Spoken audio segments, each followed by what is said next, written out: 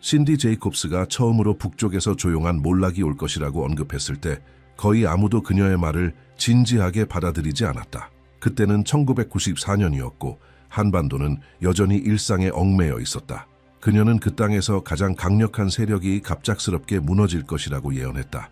북쪽의 가장 큰 별이 아무런 경고 없이 빛을 잃을 것이며 마치 시간 자체가 한 시대를 뿌리째 뽑아내는 듯한 순간이 올 것이라 말했다. 거의 주목받지 못했지만 김일성의 갑작스러운 죽음이 대륙을 마비시키며 그 예언은 현실이 되었다. 신디에게 그 사건은 단순한 역사적 사건이 아니었다. 이미 진행 중이던 더 큰 변화의 첫 신호였다. 정치적 원인을 두고 분석가들이 논쟁을 벌이는 동안 신디는 사건의 또 다른 층을 바라보며 말했다. 큰 몰락은 시대를 나누는 이정표처럼 작용한다고. 그녀는 특정 사건들이 보이지 않는 메커니즘을 작동시킨다고 했으며 그것은 아무도 모르게 열리는 문과 같다고 했다. 그녀에게 있어 북한 지도자의 죽음은 한 장의 마침표가 아니라 일련의 흐름을 여는 서막이었다. 그 충격은 아시아 전역에 퍼져나갔고 많은 이들이 수십 년이 지난 후에야 그 여파를 이해할 수 있었다. 그 첫 번째 예언이 실현된 지 수년 후 신디 제이콥스는 믿기 어려운 또 하나의 예언을 공개했다. 그녀는 세상이 손바닥만 한 유리 조각 하나로 부와 영향력, 권력을 얻게 되는 시대에 들어설 것이라 말했다. 당시에는 휴대전화도 존재하지 않았고 컴퓨터는 책상 전체를 차지하고 있었다. 그래서 대부분의 사람들은 그녀의 말을 과장된 예측이라 여겼다. 하지만 신디는 이미 완성된 장면을 보고 있는 듯한 단호함으로 말했다. 그 작은 유리가 사회를 재편하고 새로운 일의 흐름을 만들며 사람들에게 전례 없는 자율성을 부여할 것이라고 했다. 그럼에도 불구하고 거의 아무도 이해하지 못했다. 어떤 이들은 비유라고 생각했고 또 어떤 이들은 너무 막연한 말이라며 흘려들었다. 하지만 신디는 비유를 말한 것이 아니었다. 그녀는 결과를 말하고 있었던 것이다. 그리고 시간은 그녀가 본 그대로를 드러냈다.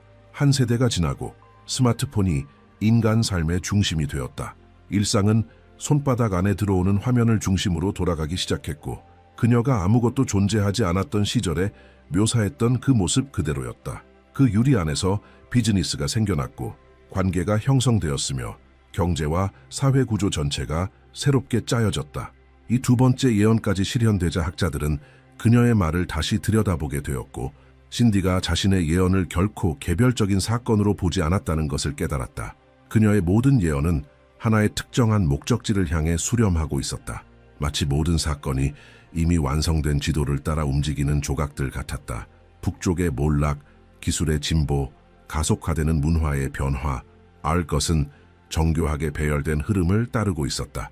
그녀는 시간이 무작위로 흐르지 않는다고 믿었으며 시간은 주기적으로 순환하고 그중 일부 주기는 보이지 않는 문처럼 열리게 된다고 말했다. 그때부터 신디는 모든 징후가 정확한 한 해를 가리키고 있다고 강조하기 시작했다. 그녀는 어떤 시대는 한계에 도달하면 다른 시대가 시작되며 그 순간 역사는 새로운 주인공을 드러낸다고 말했다.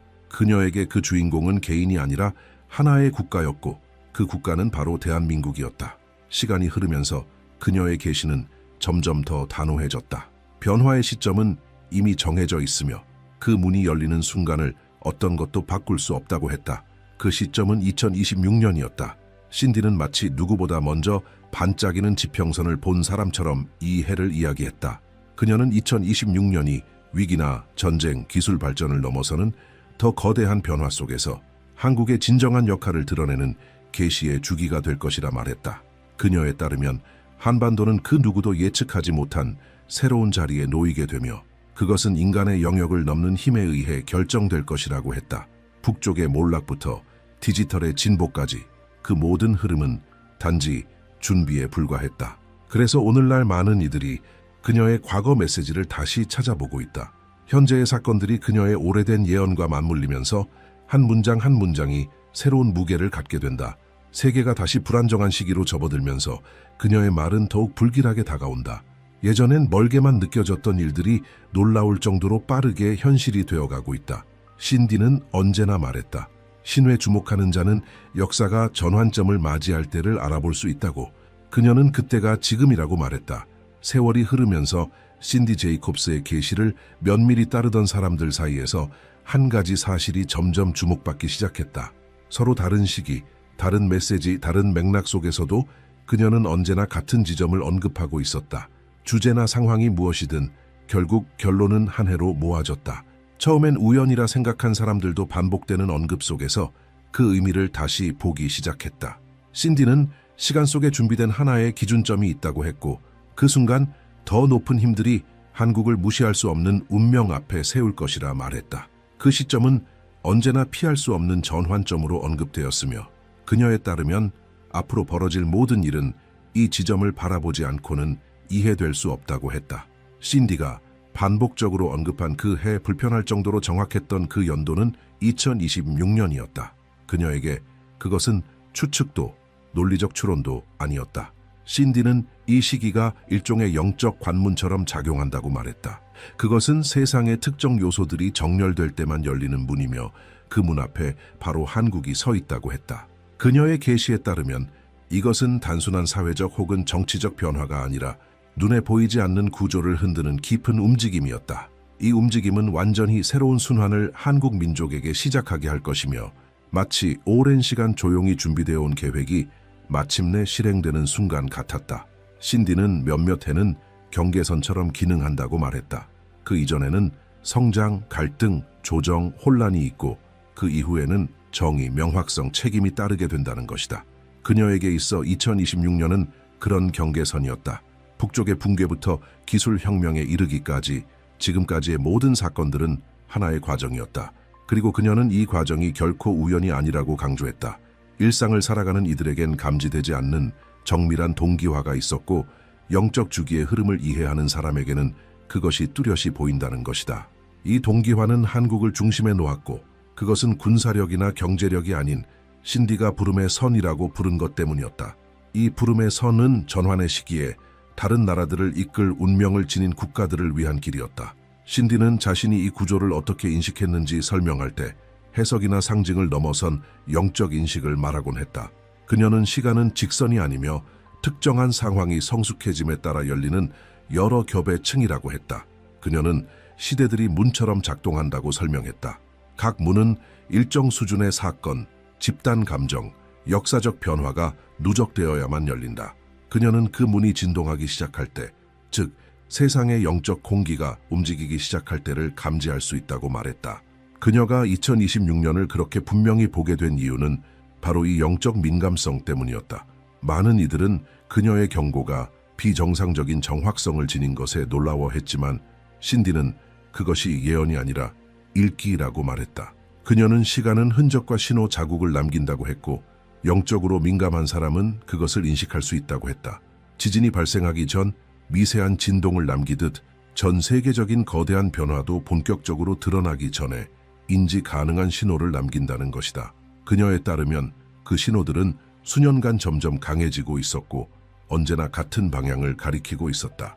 한국은 결정의 문 앞에 설 것이며 동시에 기회의 문 앞에도 설 것이라고 했다. 그리고 신디 제이콥스는 첫 번째 큰 신호를 이전보다 훨씬 명확하게 묘사하기 시작했다. 그것은 심지어 가장 회의적인 사람들조차 불편함을 느끼게 만들 정도였다. 그녀는 한국이 2026년의 사명을 맡기 전 세계는 동쪽에서 오는 하나의 충격을 목격하게 될 것이라고 말했다. 그것은 정치도 경제도 군사도 아닌 더 깊은 무언가였다. 땅의 깊은 곳에서 솟구치는 무엇이었다. 그녀의 비전에 따르면 그 단층의 첫 진동은 일본에서 시작될 것이었다. 신디는 일본 땅 아래에서 움직이는 붉은 에너지를 묘사했고, 그것은 마치 바다 자체가 어떤 이해할 수 없는 것에 반응하듯 지면을 흔드는 힘이었다. 그녀는 이것이 역사적 전황이 이전에 나타나는 보이지 않는 질서의 첫 번째 접촉이라고 말했다. 신디가 묘사한 그 에너지는 결코 평범한 현상이 아니었다. 그녀는 동쪽이 갑작스러운 움직임에 휩싸일 것이라고 말했으며, 그것은 단지 물리적인 진동이 아니라 영적인 진동일 것이라 했다. 일본 열도 아래에는 수세기 동안 축적된 긴장이 존재하며 2026년의 순환이 가까워질 무렵 그 긴장이 표면으로 드러난다는 것이었다. 그녀는 하늘이 붉은 기운으로 덮이는 환상을 언급했으며, 그것은 새로운 사건의 연속이 시작됨을 알리는 신호처럼 보였다고 했다. 일본은 결말의 지점이 아니라 한반도를 운명으로 밀어넣는 반가소였다. 그 상징적 진동은 일본 땅 아래 깊은 곳에서 무언가가 끊어지며 오랫동안 잠들어 있던 힘들이 활성화되는 순간이었다. 그녀는 일본이 기울어지는 나라로 오랜 압력과 싸우는 가운데 바다마저 평소와는 다른 움직임을 보이게 될 것이라고 묘사했다. 그것은 지정된 해의 문이 곧 열릴 것이라는 가장 명확한 경고였다. 그녀의 시각에서 일본은 이 지역의 재균형 순환이 시작되는 지점이며 그 첫 번째 충격을 감당해야 할 곳이었다. 신디가 말한 동쪽의 붕괴는 완전한 파멸이 아니라 한국 민족에게 직접적인 영향을 미치는 변화의 시작이었다. 많은 사람들이 그녀의 말을 자연재해에 대한 경고로만 받아들였지만 신디는 그보다 훨씬 더 깊은 의미를 강조했다. 그녀는 일본이 흔들릴 때 한반도 주변에서 무언가가 깨어날 것이라고 말했다. 그녀의 비전 속에서 두 나라는 마치 하나가 움직일 때 다른 하나도 함께 반응하는 상호 연결된 존재였다. 동쪽이 기울 때 한국은 일어설 것이다. 그녀는 이 대조를 강한 확신으로 설명하며 일본을 흔드는 힘과 같은 에너지가 한반도에서는 완전히 다른 방식으로 작용하게 될 것이라고 했다. 이것은 결코 다른 나라에 대한 승리나 경쟁으로 해석되어서는 안 된다고 그녀는 강조했다. 이는 그 지역의 영적 균형이 자연스럽게 반응하는 현상이었다. 그녀의 관점에서 영적으로 무게가 실린 한 지역이 쇠퇴할 때 다른 지역이 그 자리를 채우게 된다. 신디는 일본이 오랜 시간 억눌려 있던 무게에 굴복하게 될 그 순간 한국이 앞으로 밀려 나올 것이라고 말했다. 마치 거대한 저울 위에서 한쪽이 내려가면 다른 쪽이 올라가는 장면을 하늘에서 내려다보는 것처럼 그녀는 이 과정을 묘사했다. 그것은 피할 수 없는 흐름이었다. 신디가 묘사한 이 변화의 강도는 단순한 지리적 전환이 아니라는 것을 분명히 했다. 그것은 훨씬 더 큰 무엇이었다. 그녀는 일본에서의 진동이 직접적인 신호, 곧 부름과 같은 것이라고 설명했다. 그것은 한국이 자신의 계시의 순환 안으로 들어가고 있다는 표시였다. 그녀는 언제나 강조했다. 동쪽의 움직임을 두려움으로 보지 말고 분별력으로 바라보라고. 일본이 자기 안의 불안정성과 마주하게 될 때 한국은 자신이 전혀 다른 역할로 위치 지어지고 있음을 깨닫기 시작할 것이라고 했다. 신디에 따르면 일본과 한국 사이의 관계는 변화가 이미 시작되었음을 알리는 첫 번째 거대한 신호가 될 것이라고 했다. 그녀는 동쪽의 흔들림이 가장 크고 가장 분명하며 결코 무시할 수 없는 경고음이 될 것이라 말했다. 그녀의 비전에서 본 붉은 에너지는 한 시대의 끝을 알리는 동시에 다음 시대의 시작을 나타내는 경고였다. 신디는 그 신호가 현실이 되는 순간 자신이 보았던 모든 다른 장면들도 마치 하나의 바둑판 위의 말처럼 움직이기 시작할 것이라 했다. 바로 이 지점에서 그녀의 경고는 더 거대한 무언가와 연결된다. 동쪽의 진동 이후 한국은 설명할 수 없는 상승의 과정에 들어가게 되며 그것은 단순한 정치나 경제 분석으로는 파악할 수 없는 일이 될 것이라고 그녀는 말했다. 그것은 운명, 시기, 책임으로 표기된 상승이었다. 신디 제이콥스에 따르면 한국은 오래전부터 예정되어 있던 역할을 맡게 되며 그 역할은 일본의 균형이 무너진 이후에야 완전히 드러날 것이다. 이것이 그녀 계시의 첫 번째 클라이맥스였다. 동쪽이 무너지고 한반도가 깨어나는 순간, 이 순간은 다음 징후로 이어지는 문을 연다. 그것은 더욱 깊고 더욱 강력하며 한국 땅과 직접적으로 연결되어 있는 계시다. 일본이 경고라면 그 다음은 활성화다. 그리고 바로 이 활성화가 신디 예언의 다음 흐름의 기초를 이룬다. 신디 제이콥스는 동쪽의 진동 이후 두 번째 주요 움직임이 땅이 아니라 바다에서 올 것이라고 말했다. 그녀는 계시 속에서 한반도 서쪽의 바다가 수세기 동안 잠들어 있던 무언가를 간직하고 있다고 했다. 그 힘은 아직 완전히 드러난 적 없지만 지역의 균형이 무너지는 정확한 시점의 모습을 드러낼 운명이었다. 일본이 기울기 시작할 때 이 에너지는 움직이기 시작한다. 그것은 파괴가 아니라 계시였다. 신디에게 서쪽은 다음 장이 시작되는 장소였다. 그녀는 한반도 서해의 잔잔한 바다 아래에는 깊은 숨결의 지점이 존재한다고 했다. 이 표현은 한반도의 영적 에너지가 집중된 핵심 지점을 설명하기 위해 사용되었다. 그 지점은 때가 될 때까지 감춰져 있을 것이며 그 시기는 동쪽이 무너질 때라고 했다. 한쪽이 무너지면 다른 한쪽이 깨어난다. 그녀는 이렇게 보이지 않는 흐름들이 한국의 역사를 움직여 왔다고 믿었다. 그녀의 환상 속에서 바닷물이 이전과는 다른 속도로 회전하기 시작했고 육지에서는 느낄 수 없는 그 리듬은 자연 너머를 볼 수 있는 자들에게는 분명한 신호로 보였다. 무언가가 떠오르려 하고 있었다. 신디는 이 활성화를 강한 어조로 묘사했다. 서쪽의 바다는 색이 아니라 존재감으로 빛나게 될 것이라 했고, 마치 땅속 깊은 곳에서 바다로 향하는 에너지의 흐름이 무언가를 밀어올리는 모습이었다. 그녀는 이 움직임이 바로 한국의 진짜 기반의 각성을 의미한다고 설명했다. 이 기반은 2026년 이후 한국이 맡게 될 역할을 지탱하는 영적 중심이 될 것이며, 단순한 물리적 영토가 아니라 영향력의 문제라고 했다. 그것은 사람들을 끌어당기고 사상과 결정들을 모이게 하는 중심지로 지역의 미래를 형성하는 중추가 되는 지점이었다. 신디의 계시에 따르면 그 에너지가 움직이기 시작할 때 한국은 단순히 주목받는 나라가 아니라 찾아지는 나라가 될 것이라고 했다. 그녀는 세계 각국의 사람들이 설명할 수 없는 충동에 이끌려 한반도를 바라보게 될 것이며, 혼란한 세계 속에서 감정적, 사회적, 영적인 안정감을 줄 수 있는 장소로 인식하게 될 것이라 했다. 그녀는 이 현상을 희망의 이동이라고 불렀다. 대규모 이주가 아닌 깊은 내면의 갈망에서 비롯된 인간적 움직임이었다. 신디에게 있어 한국은 모든 문제가 사라진 나라가 아니라 불안정한 지역 속에서 가장 단단한 지점으로 자리 잡게 되는 것이었다. 이런 비전은 많은 이들에게 지나치게 과감해 보였다. 그러나 신디는 동쪽이 무너지고 서쪽이 깨어나면 한국은 의도하지 않아도 자연스럽게 피난처가 될 것이라 했다. 그녀는 선택이 아닌 순환이 한국을 그 자리에 놓는다고 말했다. 그녀의 환상 속에서 한반도 위에 하나의 빛이 떠오르고 있었고, 여러 나라에서 온 이들이 그 빛을 향해 걸어가고 있었다. 그 발걸음은 절박한 생존이 아니라 새로운 시작을 위한 여정이었다. 불확실한 시대 속에서 의미를 찾으려는 움직임이었다. 이때 한국 내부에서도 변화가 시작된다고 신디는 보았다. 서쪽의 각성은 민족 전체에 대한 새로운 인식을 열게 되고, 세계 곳곳에 흩어져 있는 한민족이 다시 조국을 바라보는 내면의 부름을 느끼게 된다고 했다. 그것은 감정이나 이념이 아닌 어떤 깊은 차원에서의 인식이었다. 뭔가 달라지고 있다는 직감, 그리고 조국이 이제는 하나의 역사적 중심으로 변하고 있다는 자각. 그녀는 한반도가 단순한 지리적 위치가 아니라 새로운 글로벌 순환의 기준점으로 떠오른다고 말했다. 서해는 이 흐름의 상징적 배경이었다. 신디는 그 물이 아직 완전히 드러나지 않은 고대의 이야기들을 품고 있다고 했다. 각성이 일어나는 순간 한국은 새로운 영적 숨결을 얻게 된다. 그 숨결은 나라가 역사적 전환의 시기에 리더 역할을 감당할 수 있게 하는 힘이었다. 한반도는 더 이상 세계의 흐름에 맞춰가는 존재가 아닌 오히려 아시아 지역의 새로운 흐름을 주도하는 위치에 오르게 된다. 신디는 이 변화가 군사력 때문이 아니라 목적 때문이라고 강조했다. 그녀는 이 시기를 수렴의 시대라고 불렀다.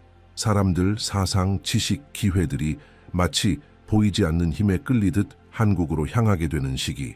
지금껏 전략적 위치 때문에 주목받아 왔던 나라가 이번엔 시간과 인내, 그리고 서쪽에서 깨어나는 에너지로 만들어진 자기만의 역할을 수행하게 되는 것이다. 신디는 이를 책임의 재등장이라 불렀다. 이것은 역사적 전환기에 진입한 국가들에게 주어지는 시대적 소명이라는 뜻이었다. 그리고 마침내 그녀는 다음 징조가 한반도에서 가장 민감한 지점, 북쪽에서 일어난다고 말했다. 이 변화는 전쟁이나 폭발, 충돌로 묘사되지 않았다. 그녀의 비전에선 거대한 전환은 바깥이 아닌 안쪽에서 시작된다. 북녘 땅의 심장에서 무언가가 끊어지기 시작한다. 신디는 수십 년간 그 땅을 지배해온 두 가지 힘을 보았다. 굶주림과 두려움. 그녀는 이 둘을 고통의 기둥이라 불렀고, 2026년이 가까워지면 이 기둥들이 동시에 무너지기 시작한다고 했다. 외부 개입 때문이 아니라 그 땅에 영혼이 더 이상 그 무게를 견딜 수 없게 되기 때문이라고. 신디는 첫 번째 균열은 두려움이 더 이상 효과를 가지지 않을 때 시작된다고 말했다. 그녀는 언젠가 북한 주민들이 그 끊임없는 위협이 더는 자신들을 통제하지 못한다는 사실을 인식하게 되는 순간이 올 것이라 했다. 정권을 지탱하던 감정의 구조가 조용히 외부 세계에는 거의 감지되지 않지만 내부에 있는 이들에게는 명백하게 무너지기 시작하는 것이다. 신디는 사람들이 처음으로 고개를 들고 마치 스스로의 처지를 전과는 다른 눈으로 보기 시작하는 장면을 보았다고 했다. 그녀는 그 순간을 어둠 위로 비추는 빛의 시작이라고 불렀다. 두 번째 균열은 굶주림에서 비롯되지만 그것은 물리적인 허기가 아니었다. 신디는 그 붕괴가 본질적으로 영적인 것이라고 설명했다. 굶주림이 단순한 생존의 문제가 아니라 불의로 인식되는 전환점이 온다는 것이다. 사람들은 마침내 자신들의 현실이 운명이 아닌 결과라는 것을 깨닫게 되고, 이 인식은 정권이 유지해온 가장 깊은 감정적 지탱축을 무너뜨린다. 그 순간부터 신디에 따르면 수많은 이들이 남쪽을 바라보게 된다. 그들이 보는 것은 단순한 번영이 아니라 살아남을 수 있는 가능성이었다. 이 흐름은 신디가 순환의 단절이라고 부르는 현상으로 이어진다. 그것은 혁명도 아니고 침략도 아니며 무기도 존재하지 않는다. 오직 집단의식의 변화였다. 그녀는 비전 속에서 사람들이 국경을 향해 걸어가는 모습을 보았는데, 그들은 절박한 탈북자들이 아니라 내면의 결정을 끝낸 이들이었다. 그것은 도망이 아닌 찾아 나서는 행위였다. 어둠에서 빛으로 향하는 전환. 사람들은 강을 건너고 도로를 지나며 들판을 가로지르지만 그 침묵 속의 걸음이야말로 신디가 본 가장 깊은 각성의 상징이었다. 동시에 한국은 새로운 역할을 맡게 된다. 신디는 이것을 책임의 피난처라고 불렀다. 그것은 자비나 동정이 아닌 목적에서 비롯된 피난처였다. 한반도가 힘이 아닌 의식으로 연결되는 순간, 그녀의 계시에서 남한은 그들을 짐처럼 받아들이는 것이 아니라 더 큰 부름의 일부로 맞이하는 모습이었다. 신디는 남한 사회가 자신에게 오는 이들을 수용하기 위해 구조를 조정하고 이해하고 내부를 재구성해 나가는 모습을 보았다. 통일은 협정이 아닌 인간의 움직임으로부터 온다고 했다. 이 과정 속에서 신디는 더욱 강력한 계시에 대해 말하곤 했다. 그것은 바로 옛 땅의 회복이었다. 그녀는 결코 이 회복을 분쟁이나 점령, 정복의 개념으로 설명하지 않았다. 그녀의 비전에서 나타난 지도들은 침략의 상징이 아니라 기억의 형태로 떠올랐다. 오래전 한민족과 연결되어 있던 지역들이 점차 자연스럽게 다시 맞물리기 시작하고, 경계는 점점 그 경직성을 잃어가며 역사적 구조가 스스로의 길을 찾아가는 장면이었다. 신디는 언제나 이 변화가 군사력의 결과가 아니라 전 세계적인 변화 속에서 가능해진 이전에는 상상할 수 없던 재정렬의 일부라고 말했다. 그녀에 따르면 이 회복은 수세기 전에 단절된 어떤 것이 다시 이어지는 상징이었다. 마치 한반도의 정체성이 온전히 다시 숨쉬기 시작하며 영적인 차원에서 결코 사라진 적 없던 확장이 현실로 되돌아오는 듯한 흐름이었다. 신디는 이것이 더 큰 나라로의 부활이 아니라 완전한 나라로의 회복이라고 강조했다. 그녀는 이 과정을 기억의 재통합이라 불렀다. 땅과 민족이 서로를 알아보고 받아들이는 순간, 강요도 폭력도 아닌 오래된 순환이 마침내 닫히는 순간이었다. 그리고 신디는 이렇게 말한다.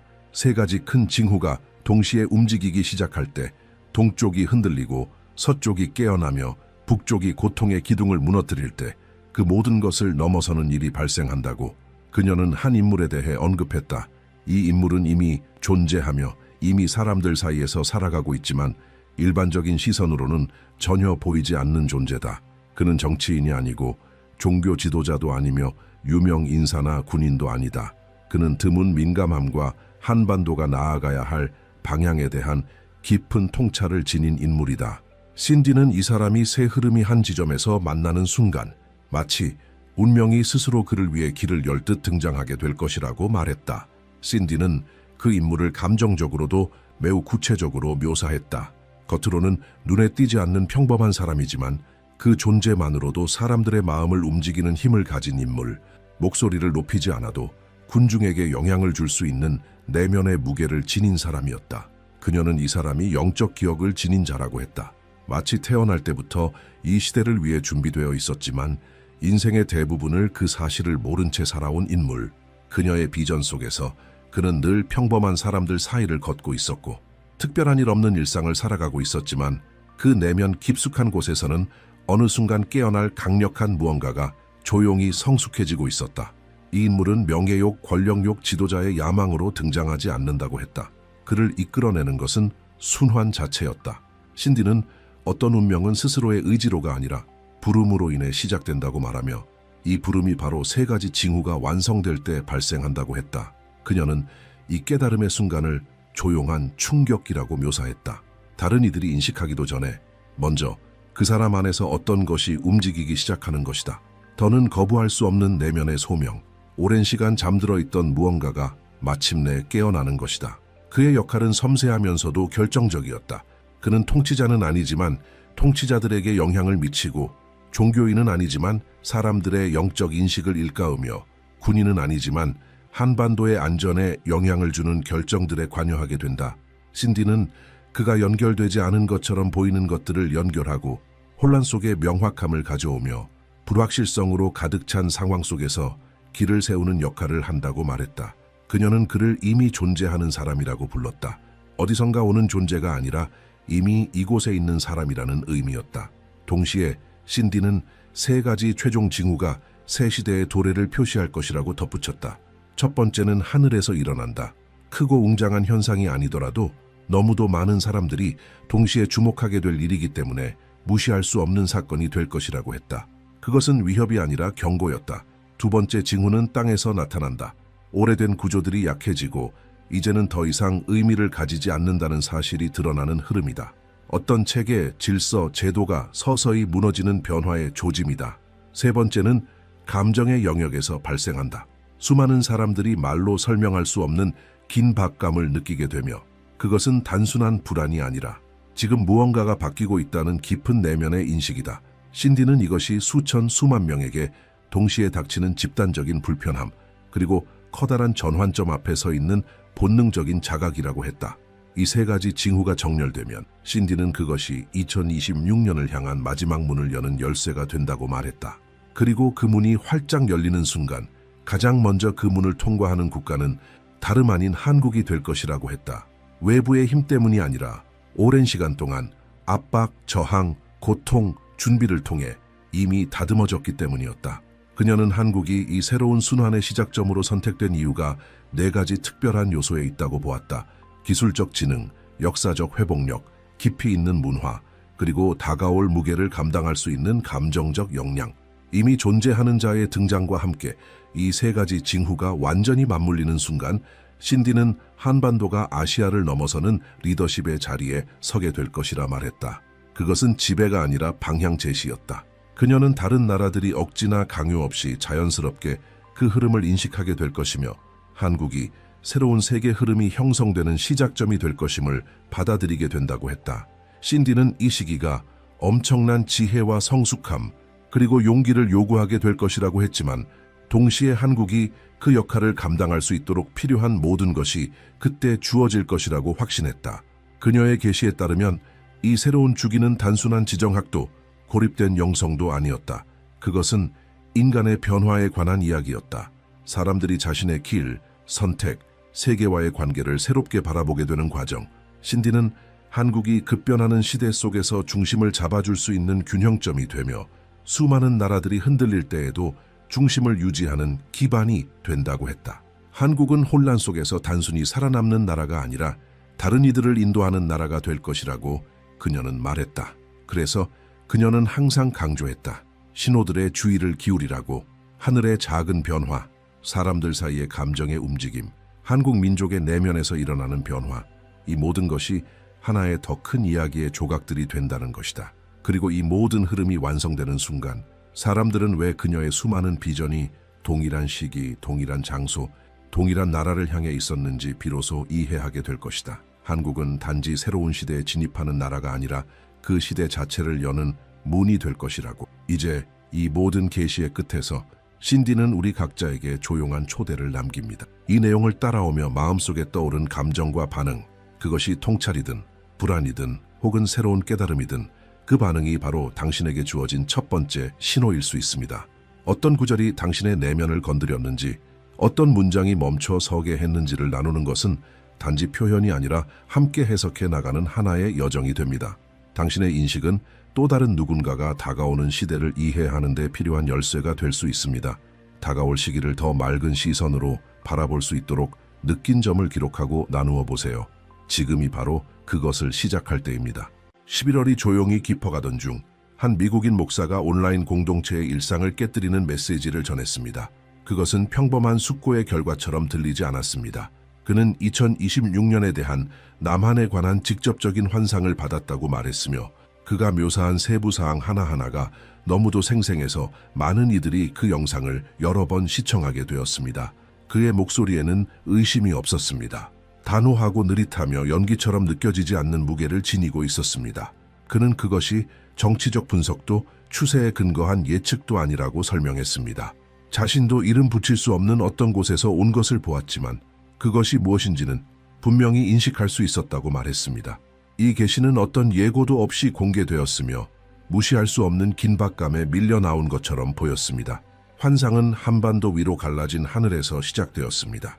기후현상으로 오해할 수 없을 만큼 명확한 분할이었습니다. 한쪽 하늘은 짙은 붉은색이 하늘의 절반을 채우고 있었고 반대편은 강렬한 파란색이 같은 힘으로 펼쳐져 있었습니다. 그는 그 분열이 마치 두 개의 다른 힘이 하늘 위에서 자리를 두고 경쟁하는 것처럼 정확했다고 전했습니다. 그 인상은 한국이 더는 미룰 수 없는 선택의 기로에 서 있다는 것이었습니다. 그 이미지는 정당을 의미하는 것이 아니라 서로 점점 멀어지는 방향을 나타냈으며 각 방향은 서로 양립할 수 없는 의미를 담고 있다고 했습니다. 그 환상을 감싸던 침묵은 평화를 의미하지 않았습니다. 그것은 짙은 침묵이었고 마치 대기가 갑자기 움직일 듯한 긴장감이 감돌았습니다. 목사는 하늘을 가로지르는 그 경계를 바라보며 눈에 보이지 않는 무언가가 한국을 평가하고 있다고 느꼈다고 했습니다. 역사 그 자체가 어떤 결정을 기다리고 있는 듯한 끊임없는 기대감이 감지되었습니다. 그는 소요나 즉각적인 혼란은 보지 못했다고 했습니다. 모든 것이 억제된 상태였으며 마치 한국이 현대사에서 가장 결정적인 시기로 들어가기 전 숨을 고르고 있는 것 같았습니다. 그가 이야기를 이어갈수록 목사의 어조는 더욱 진지해졌습니다. 그는 하늘의 분열이 파괴의 전조가 아니라 피할 수 없는 선택의 상징이라고 말했습니다. 그 이미지는 한국이 정체성과 마주해야 하는 지점으로 향하고 있음을 나타냈습니다. 환상은 한국이 다가오는 힘들 앞에서 중립을 유지할 수 없다는 사실을 일깨워 주었습니다. 각 색은 그 자체의 고유한 에너지를 지니고 있었고 완전히 다른 운명을 향해 움직이고 있었습니다. 마치 두 개의 문이 동시에 열렸고 나라가 그중 하나만 선택해야 하는 순간에 다다른 것처럼 보였습니다. 하늘이 갈라진 장면이 드러난 직후 목사는 다가오는 상황 속에서 중심적인 역할을 맡게 될 두 인물을 보았다고 말했습니다. 그는 이들이 전통적인 정치인으로 나타난 것이 아니라 깊은 신념에 의해 움직이는 지도자들처럼 보였다고 설명했습니다. 첫 번째 인물은 오래된 세대의 무게를 짊어진 존재였습니다. 그의 입장은 단호했고 오랫동안 한국의 정체성을 지탱해 온 가치들을 향해 늘 같은 방향을 가리키고 있었습니다. 그는 꼿꼿한 자세와 흔들림 없는 눈빛, 자연스러운 권위를 풍기는 태도를 갖고 있었습니다. 그 인물은 뿌리 역사 그리고 많은 이들이 잃어버릴까 두려워하는 문화적 본질을 지키고자 하는 나라의 한 부분을 대표하는 듯했습니다. 목사는 이 첫 번째 지도자가 사람들의 환심을 사려 하지 않는다고 전했습니다. 그의 존재는 호감을 얻기 위해 다듬어진 것이 아니라 강인함을 전달하기 위해 자리 잡고 있었습니다. 환상 속에서 그는 변화의 속도를 두려워하고 익숙한 것의 안전함을 선호하는 이들을 끌어당겼습니다. 그의 에너지는 흔들림이 없었고 자신의 생각을 굽힐 의지도 보이지 않았습니다. 목사는 그를 지켜보며 그가 자신의 삶보다 더 큰 사명을 짊어지고 있다고 믿는 사람처럼 느껴졌다고 말했습니다. 이 지도자는 사라져서는 안 되는 전통의 마지막 방패를 대표한다고 확신하는 듯 규율과 확신 속에서 움직이고 있었습니다.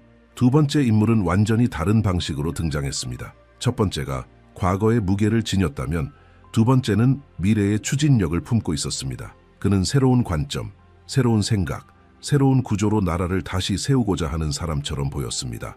목사는 그의 표정에서 진정성과 희망이 느껴졌으며 특히 젊은 세대나 한국이 오래된 틀을 깨고 현대 세계에서 더 큰 자리를 차지해야 한다고 믿는 이들을 강하게 끌어당겼다고 설명했습니다. 이 인물의 눈빛은 빛나고 있었고 움직임은 역동적이었으며 말투는 전염될 만큼 열정적이었습니다. 그의 모습은 영감을 주었지만 동시에 눈길을 붙잡는 무언가가 있었습니다. 목사는 그 환상이 그를 이상주의자로 보여주었다고 했습니다. 그는 다른 이들이 장애물로 보는 곳에서도 가능성을 보았습니다. 이는 그의 추종자들에게 깊은 신뢰를 주었지만 그의 열정이 현실의 한계를 넘어서 버릴까 걱정하는 사람들에게는 의문을 남겼습니다. 그의 에너지는 무언가 새로운 것으로 향하는 다리를 놓는 듯했지만 그 다리가 현실의 무게를 견뎌낼지 많은 이들이 자문하게 될 것이라고 목사는 말했습니다. 그럼에도 불구하고 그의 매력은 빠르게 성장했고 환상은 그의 영향력이 놀라운 속도로 퍼져나갈 것임을 보여주고 있었습니다. 목사는 두 인물을 지켜보며 그들 중 어느 누구도 단순하지 않다는 것을 깨달았습니다. 차이는 단지 그들이 지지하는 가치뿐만 아니라 각각이 한국인의 정신 안에 자리한 서로 다른 측면을 대표한다는 데에 있었습니다. 한 사람은 안정, 보존, 지속성을 상징했고 다른 사람은 변화, 쇄신, 그리고 오래된 구조와의 단절을 제시했습니다. 목사는 이들이 모두 군중을 움직일 만큼 강한 힘을 지니고 있으며 결국 나라가 이 두 관점 사이에서 나뉘게 될 것이라고 말했습니다. 그러나 계시는 이들이 본질적으로 적대적인 존재는 아니라고 보여주었습니다. 그들은 단지 같은 길을 걸을 수 없는 서로 다른 목적을 품고 있었던 것입니다. 이야기를 더 깊이 들어가며 목사는 환상이 더욱 불편한 진실을 드러냈다고 말했습니다. 두 지도자 모두 각자의 관점에서 옳은 점이 있었습니다. 첫 번째 인물은 국가 정체성이 점점 침식되고 있다는 점에서 옳았습니다. 두 번째 인물 또한 과거에 묶여있는 한 나라가 앞으로 나아갈 수 없다고 믿는 것이 타당했습니다. 이 모순은 점점 커지는 긴장을 만들어냈습니다. 둘 다 중요한 가치를 지키고 있었지만 그들의 철학은 결코 조화롭게 공존할 수 없는 것이었습니다. 목사는 이 양면성이 점점 더 강하게 사회 전체를 안정과 변화 사이에서 흔들리게 할 것이라고 느꼈습니다. 목사가 느꼈던 가장 강렬한 인상은 피할 수 없음이라는 감각이었습니다. 그는 어떤 중간 지점도 보지 못했습니다. 환상은 한국이 결국 둘 중 하나를 선택해야 하는 상황으로 몰릴 것임을 보여주었습니다. 두 길은 모두 정당했지만 마치 서로 양보를 거부하는 대립적인 힘처럼 충돌하고 있었습니다. 이 압박은 모든 공간에서 점점 더 뚜렷해질 것이었습니다. 학교, 가정, 소셜미디어, 기업, 종교 공동체 등 모든 영역에서 감지될 수 있는 수준으로 확산될 것입니다. 이 양극화는 단순한 의견 차이가 아니라 구조 자체의 분열로 다가왔습니다. 계시는 모든 사람이 선택의 기로 앞에 서게 될 시기가 도래하고 있음을 분명히 보여주었습니다. 계시의 가장 격렬한 부분에 다다르자 목사의 표정도 변했습니다. 그는 두 지도자 사이의 분열이 단순히 서로 다른 견해의 충돌이 아니었다고 설명했습니다. 그것은 점점 더 빠르게 서로에게 다가오는 두 힘 사이의 불가피한 충돌이었습니다. 환상은 2026년이 모든 누적된 긴장이 실제 형태를 띠는 해가 될 것임을 보여주었습니다. 아무리 누군가가 충돌을 피하려 해도 그것은 의미 없을 것이었습니다. 그는 나라 전체가 이 움직임에 휘말리게 될 것이라고 말했습니다. 마치 보이지 않는 에너지가 모든 사람을 그 안으로 끌어들이는 듯 했습니다. 사회는 설명하기 어려운 진동을 시작했고 그것은 곧 다가올 충격을 미리 감지하는 움직임처럼 보였습니다. 그는 계시가 불안으로 가득한 거리를 보여주었다고 말했습니다.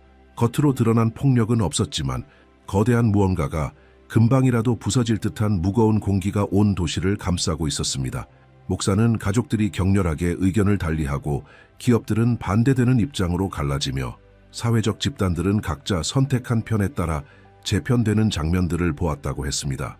분열은 더 이상 추상적인 것이 아니었고 일상의 행동과 시선, 작은 결정 속에서 드러나기 시작했습니다. 나라는 물리적이 아닌 그러나 실제 전투만큼 강력한 영적 충돌을 향해 걸어가고 있는 듯했습니다. 그 시기 한국의 영혼이 서로 양립할 수 없는 방향으로 끌려가는 듯했다는 것이 환상의 또 다른 모습이었습니다. 목사는 이 갈등의 무게를 금방이라도 끊어질 것 같은 무언가를 붙잡고 있는 듯한 감각으로 느꼈다고 했습니다. 그는 사람들을 관찰하며 이 강렬함이 개인에게서 비롯된 것이 아니라 그들을 작동시키는 어떤 힘에서 나온 것임을 깨달았습니다. 그 분열의 배후에는 오래되고 깊은 에너지가 흐르고 있었으며 해결되지 않은 역사적 지점에서 흘러나온 것처럼 보였습니다. 그는 이것이 최근의 갈등이 아니라 적절한 때를 기다리며 숨어있던 무언가가 다시 활성화되는 장면이라고 말했습니다. 그러다 환상은 그를 2025년 12월로 이끌었습니다. 모든 것이 형태를 갖추기 시작하는 시점이었습니다. 목사는 낮은 목소리로 그때 나라의 서로 다른 지역에서 동시에 나타난 두 명의 신비한 존재를 보았다고 설명했습니다. 그것들은 누구나 매일 지나다니는 익숙한 장소였지만 많은 이들이 알지 못한 영적 의미를 지니고 있었습니다. 그들은 아무런 예고도 시각적 충격도 비범한 징후도 없이 나타났습니다. 평범한 사람처럼 걸었고 단순한 옷을 입었으며 특별히 시선을 끄는 요소도 없었습니다. 그러나 영적으로 깨어있는 사람만이 감지할 수 있는 깊은 무언가가 그들에게는 존재했습니다. 목사는 그들을 바라보며 일상과 장엄함이 이상하게 뒤섞인 감각을 느꼈다고 말했습니다. 한 사람은 절대적인 편곤 속에서 걸었고 주변의 모든 움직임을 정확히 이해하고 있는 듯 했습니다. 그의 눈빛에는 보기 드문 깊이가 담겨 있었고 어떤 장벽도 꿰뚫을 수 있을 것처럼 보였습니다. 그는 말하지 않아도 사람들이 그에게서 뭔가 특별함을 느낄 수 있었습니다. 반면 두 번째 인물은 그와 정반대였습니다. 움직임이 빠르고 생동감 넘쳤으며 에너지가 가득했습니다. 그는 언제나 한 발 앞서 있는 듯 보였고 다가오는 것을 누구보다 먼저 알아차릴 수 있는 사람처럼 느껴졌습니다. 그의 존재는 그를 바라보는 이들에게 설명하기 힘든 불안과 긴박함을 불러일으켰습니다. 그 순간의 환상에서 가장 강렬했던 부분은 그 두 인물이 모든 사람의 눈에 보일 수 있었지만 극히 일부만이 그들을 이해할 수 있다는 사실이었습니다. 계시는 사람들이 그들 옆을 지나치면서도 아무 특별함을 느끼지 못하는 장면을 보여주었습니다. 어떤 이들은 이유도 모른 채 발걸음을 멈췄지만 왜 그런 행동을 했는지 설명하지 못했습니다. 단지 극소수만이 그들이 누구인지, 왜 중요한지를 직감적으로 알아차렸습니다. 그들은 마치 오랫동안 무의식적으로 기다려온 무언가와 마주한 것처럼 깊은 충격을 받았습니다. 보는 것과 이해하는 것의 차이는 다가올 일에 대비된 자와 예상치 못한 충격을 맞을 자를 가르는 선이었습니다. 목사는 그 환상이 마치 시간 속에서 정지된 한 장면처럼 보였다고 전했습니다. 두 인물은 정확히 같은 순간 서로 다른 장소에 나타났고 그 찰나의 한 줄기 에너지가 한국 전역으로 퍼져나가는 듯했습니다. 그것은 물질적인 것이 아니었습니다. 조용하지만 강력한 내면의 움직임이었고 그것만으로도 앞으로의 흐름을 바꾸기에 충분했습니다. 그는 마치 온 나라가 거대한 사건의 가장자리로 이끌리고 있는 듯한 장면을 지켜봤습니다.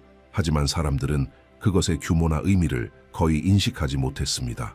두 인물이 나타난 이후 한국의 영적 분위기는 급격하게 달라졌습니다. 목사는 온 나라에 걸쳐 설명하기 어려운 민감함이 퍼지고 있었고 마치 사람 한 명 한 명이 보이지 않는 어떤 힘에 의해 평가받고 있는 듯했다고 전했습니다. 두 인물은 여전히 그 자리에 조용히 머물렀고 외형적으로는 눈에 띄지 않았지만 그들 주변에서 무언가가 세상의 질서를 바꾸고 있었습니다. 목사는 오직 깊은 분별력을 지닌 자들만이 이 인물들을 따르는 실제 존재를 인식할 수 있었다고 말했습니다. 그것은 마치 현실에 숨겨진 층이 깨어나 이전에는 보이지 않던 미묘한 진실들을 드러내고 있는 듯한 느낌이었습니다. 그리고 그 시점부터 사회는 더욱 뚜렷하게 분열되기 시작했습니다. 목사는 한국이 점점 선명해지는 균열에 의해 갈라지는 장면을 보았다고 했습니다. 이 분열은 소란스럽지 않았습니다. 오히려 조용한 대화, 사적인 결정, 억눌린 논쟁 속에서 형성되었고 공공의 충돌보다도 훨씬 큰 영향을 끼쳤습니다. 가족들은 특정 주제를 피했고 친구들은 예전엔 사소하던 차이로 인해 점차 멀어졌으며 직장은 각자의 선택에 따라 새로운 방식으로 재편되어 갔습니다. 중립은 존재하지 않았습니다. 모든 사람은 자신도 모르게 어느 한 방향으로 끌려가고 있었습니다. 그는 환상 속에서 두 거대한 진영, 전통적 지도자를 따르는 쪽과 혁신적 지도자를 따르는 쪽, 이 빠른 속도로 확장되고 있는 모습을 보았다고 전했습니다. 그것은 단순한 소규모 집단이나 순간적인 감정으로 움직이는 흐름이 아니었습니다. 두 진영 모두 깊게 뿌리내린 신념으로 강화되고 있었고 각자는 자신들이야말로 한국의 진정한 운명을 대표한다고 굳게 믿고 있었습니다. 목사는 격한 연설들이 퍼지는 모습을 보았습니다. 그것들은 폭력적이지는 않았지만 대화를 불가능하게 만드는 확신으로 가득 차 있었습니다. 이 분위기는 막을 수 없는 하나의 거대한 흐름처럼 자리 잡고 있었습니다. 분열은 이제 명확하고 완전하며 피할 수 없는 현실이 되었습니다. 시간이 흐르자 가장 중립적이던 공간들조차 균열을 피하지 못했습니다. 학교는 조용한 긴장이 감도는 장소가 되었고 기업들은 더 이상 업무적인 문제를 넘어선 논쟁에 직면하게 되었습니다. 종교 공동체마저 신앙과 사회적 입장 사이에서 분열되었고 더는 회피가 불가능한 상황이었습니다. 목사는 이 파편화가 급류처럼 퍼지고 있었으며 그 어떤 영역도 온전히 남지 않을 것임을 계시는 분명히 보여주었다고 했습니다. 한국 사회는 피할 수 없는 충돌을 향해 밀려가고 있었습니다. 환상은 이 분열의 절정이 갑작스럽게 찾아오는 장면을 보여주었습니다. 보이지 않는 어떤 선이 넘겨진 순간 한국 전체가 진동하기 시작했습니다. 논쟁은 더 격렬해졌고 거리의 움직임은 전에 없던 규모로 확산되었습니다. 말 한마디 한마디가 불씨가 되어 감정을 자극했고 사회 전체는 감당하기 힘든 긴장으로 채워졌습니다. 즉각적인 붕괴는 아니었지만 멈출 수 없는 고조의 연속이었습니다. 목사는 이 시기의 심리적 무게가 모든 세대에 영향을 미치고 있으며 이 시점이 앞으로 수십 년 동안 기억될 전환점이 될 것임을 강하게 느꼈다고 했습니다. 가장 불안했던 것은 이런 상황 속에서도 두 명의 신비로운 인물이 여전히 조용히 사람들 사이를 오가고 있었다는 사실이었습니다. 목사는 그들이 대부분의 사람에게는 여전히 인식되지 않았지만 모든 것을 비범한 집중력으로 지켜보고 있었다고 했습니다. 그들은 직접 개입하지 않았지만 그들의 존재 자체가 어떤 경계가 넘어졌음을 상징하고 있었습니다. 이 시점부터 한국은 되돌릴 수 없는 길로 들어서게 되었고 앞으로 벌어질 일들은 인간의 논리로는 설명할 수 없는 차원에 접어들었습니다. 분열은 이제 단순한 정치적, 사회적 현상이 아니라 깊은 영적 수준에 도달해 있었습니다. 나라는 전체적으로 어떤 초월적인 사건을 향해 준비되고 있는 듯했습니다. 목사에 따르면 두 진영의 움직임이 점점 커지는 것을 지켜보면서 계시 속에는 승자도 패자도 없다는 것을 깨달았다고 한다. 계시는 끊임없는 긴장을 보여주고 있었다. 양쪽 모두 전력을 다해 전진하고 있었으며 자신들의 이상이 나라를 구할 것이라고 확신하고 있었다. 그는 지역 지도자들이 움직이고 영향력 있는 인물들이 힘을 얻으며 공인들이 확고한 입장을 취하는 모습을 보았다. 마치 모두가 보이지 않는 같은 긴박함에 이끌리고 있는 듯했다. 분위기는 너무 팽팽하여 어떤 예상치 못한 개입 없이는 이 상황이 안정될 수 없을 것처럼 느껴졌다. 목사가 계시의 다음 장면으로 나아갔을 때 그 비전은 더욱 무겁고 밀도 있게 변했다. 그는 분열이 극에 달했을 때 아무런 경고 없이 예기치 못한 일이 벌어진다고 말했다. 마치 땅 자체가 오랫동안 숨겨온 비밀을 드러내기로 결심한 듯했다. 장면에는 누군가가 어떤 오래된 물체를 발견하는 모습이 나왔다. 목사는 그 장소를 설명하는 데 어려움을 겪었는데 그곳은 동시에 한국에서 가장 높은 곳이자 가장 낮은 곳으로 묘사되었다. 불가능해 보이는 모순이었지만 그 비전 속에서는 단호하게 제시되었다. 그 물체는 세월의 흔적이 남은 낡은 구체였으며 겉보기와는 달리 묘한 에너지를 품고 있었다. 그 구체는 빛나지도 소리를 내지도 않았고 특별한 시각적 효과도 없었다. 그저 조용한 존재였지만 목사는 그것 안에 무엇인가 설명할 수 없는 것이 담겨 있다고 느꼈다. 계시에서는 사람들이 조심스럽게 다가오는 모습이 보였고 그 물체 안에 어떤 존재가 있다는 느낌을 받는 장면이었다. 그것은 개인이 아닌 한반도 땅 자체의 기억을 품고 있는 듯했다. 목사는 그 에너지가 이 나라의 역사 속에서 살아가고 고통받고 저항해온 여러 세대와 연결되어 있다는 것을 느꼈다. 그 구체는 마치 그러한 존재들의 축적에 의해 형성된 것처럼 보였고 현대의 갈등 이전부터 이어져 온 무언가를 품고 있었다. 그는 이 발견이 퍼지자 온 나라가 그 구체를 마치 열쇠처럼 받아들이기 시작했다고 전했다. 그러나 그 의미에 대한 합의는 없었다. 각 진영은 그것을 자신들의 이상과 미래 비전으로 해석하려 했다. 전통적인 지도자 진영은 그 구체를 자신들이 지키려는 문화적 본질의 결정적 증거로 여겼다. 그들은 그 물체가 나라의 역사적 영혼을 상징하며 뿌리를 지키고 오래된 가치를 보호해야 한다는 주장을 뒷받침한다고 믿었다. 그들에게 있어 이 구체는 오랜 세월 쌓아온 모든 것을 진정으로 기릴 수 있는 유일한 길은 지속이라는 것을 입증하는 증거였다. 목사는 그 비전에서 전통 진영이 빠르게 움직이기 시작하는 모습을 보았다고 전했다. 그들은 그 구체를 국가의 보물로 여기며 이를 인정받기 위한 담론과 시위를 조직했다. 그들은 국가가 이 구체를 통해 그들의 지도자, 그들의 명분, 그들의 사명이 정당하다는 사실을 공식적으로 인정하길 원했다. 분위기는 점점 더 단단해졌고 이들의 말 한마디 한마디는 강한 확신으로 가득 차 있었다. 의심할 여지는 없었고 이 발견이 그들의 전통이 영적으로 정당화되었다는 명백한 신호라고 믿었다. 그들의 반응은 격렬했으며 매일 커져가는 사명감과 열정으로 가득했다. 반면 혁신적 지도자 진영은 완전히 다른 방식으로 반응했다. 목사에 따르면 그들에게 있어 이 구체는 과거가 아닌 미래를 상징했다. 그들은 이 물체 안에 한국이 세계와 나누어야 할 영적 유산이 담겨 있다고 믿었다. 이 진영의 해석은 영토 중심이 아닌 세계 중심이었다. 그들에게 구체는 한국이 새로운 시대에서 국제적인 변화를 이끄는 나라가 되어야 한다는 상징이자 부름이었다. 비전 속에서는 영감을 주는 연설, 고양된 에너지, 놀라운 속도로 확산되는 운동이 나타났다. 목사는 이 진영이 이 구체를 영적 혁신에 대한 부름으로 해석했다고 설명했다. 그것은 보존의 상징이 아니라 확장의 상징이었다. 그들은 이 물체가 공동의 책임에 대한 메시지를 담고 있으며 한국이 국가적 차원을 넘어선 리더십을 감당해야 한다는 부름이라고 여겼다. 이 해석은 뜨거운 논쟁을 불러일으켰다. 구체는 우연히 발견된 단순한 물체에서 이미 사회 전반에 걸친 갈등의 중심이 되어버렸다.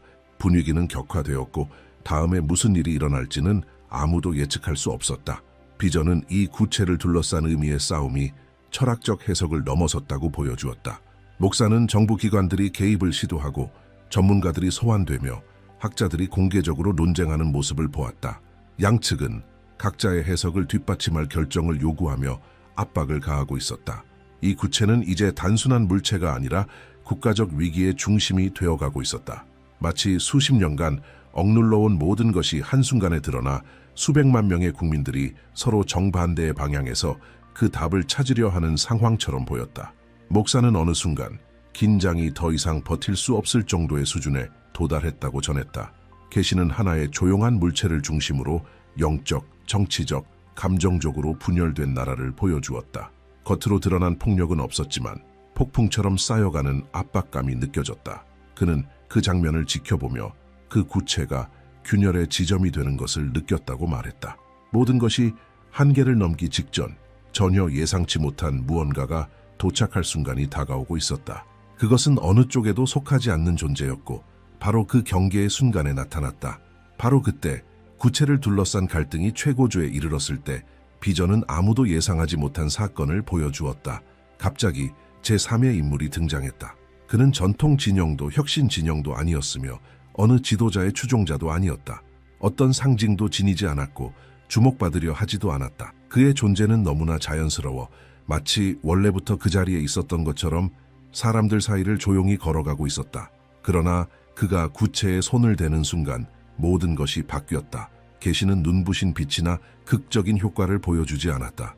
단지 그 손이 구체를 잡는 순간 완전한 침묵이 세상을 덮는 모습을 보여주었다. 목사는 이 인물이 평범한 기준을 벗어난 존재처럼 느껴졌다고 전했다. 그의 얼굴은 젊음만을 담고 있지도 노쇠함을 나타내지도 않았다. 마모 없는 성숙함, 공격성 없는 힘, 교만 없는 지식을 지니고 있었다.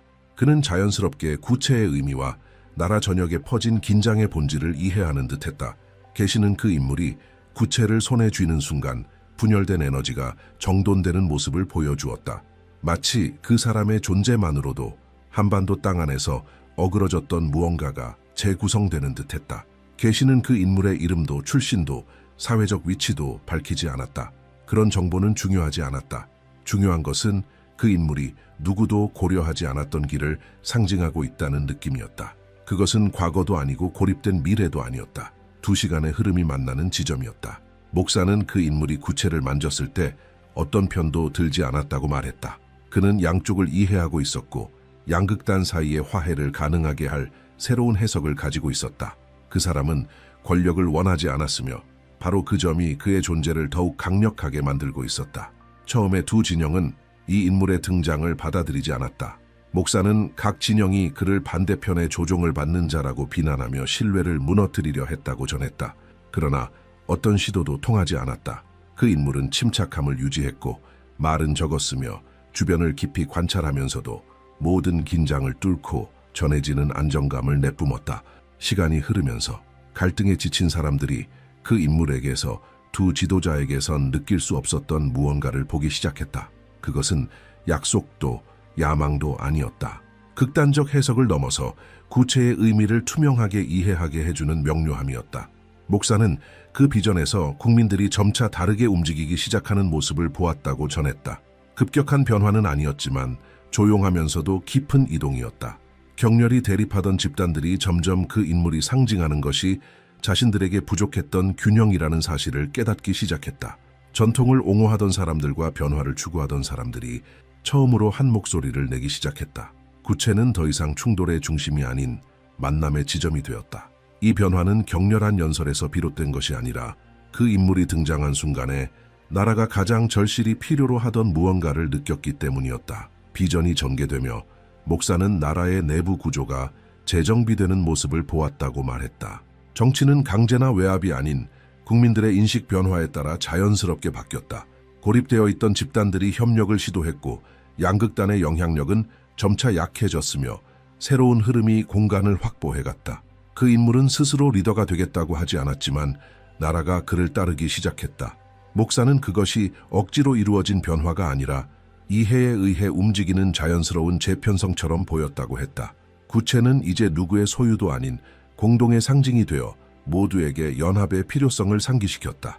계시는 또한 2026년에서 2027년으로 넘어가는 시기를 보여주었다. 목사는 이 시기에 한국이 새로운 방향으로 나아가기 시작했다고 설명했다. 갈등의 기운은 서서히 사라졌고 그 자리를 화해의 시기가 채워갔다. 그 인물은 여전히 모습을 드러내고 있었으며 말이 아닌 행동의 힘으로 결정을 이끌었다. 나라는 이전 해를 지배했던 적대감을 넘어서 보는 법을 배우고 있었고 구체는 어떤 지도자의 것이 아니라 전 국민이 공유하는 유산으로 인식되기 시작했다. 그것은 마치 한국이 세계에 내어줄 수 있는 가능성을 상징하는 존재가 된 듯했다. 목사는 마지막 비전에서 한국이 새로운 성숙함을 가지고 나아가는 모습을 보았다고 전했다. 더 이상 양극단 중 하나를 선택해야 할 필요는 없었다. 제3의 인물은 전통과 혁신을 파괴하지 않고 통합할 수 있는 새로운 방향을 확립하고 있었다. 그 화해는 피상적인 것이 아니었다. 깊고 의식적인 변화였으며 구체를 통해 드러난 이해의 결과였다. 그 구체는 한나라 전체의 영적 잠재력을 상징하고 있었고 한국은 어느 한 진영의 길을 따르지 않고 스스로의 길을 만들어감으로써 통합의 본보기가 되었다. 계시의 마지막 장면은 목사를 말없이 멈춰 세웠다. 그는 2027년을 향해 나아가는 한국을 보았고 그 여정은 갑작스럽게 나타났지만 정확한 순간에 등장한 한 인물에 의해 이끌어지고 있었다. 더 이상 싸움에는 의미가 없었다. 나라는 이제 어느 한편도 제공하지 못했던 무언가를 발견한 상태였다.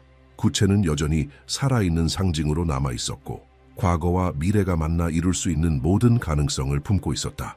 그리고 그 메시지를 마치며 목사는 이 계시가 단순한 경고가 아니었다고 강조했다. 그것은 모든 이에게 주어진 초대였다. 나라 전체 앞에 새로운 길이 열리는 순간 그 길을 알아보고 응답하는 것이 무엇을 의미하는지에 대해 각자 깊이 성찰하라는 부름이었다.